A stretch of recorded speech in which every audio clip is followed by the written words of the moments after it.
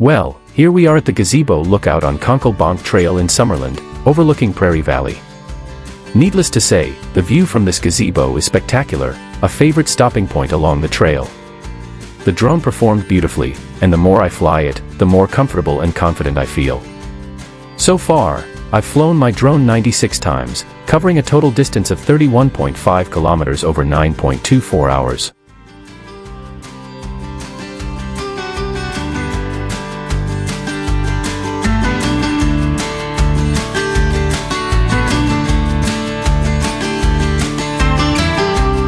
Below the gazebo, you can see the Kettle Valley Railway line.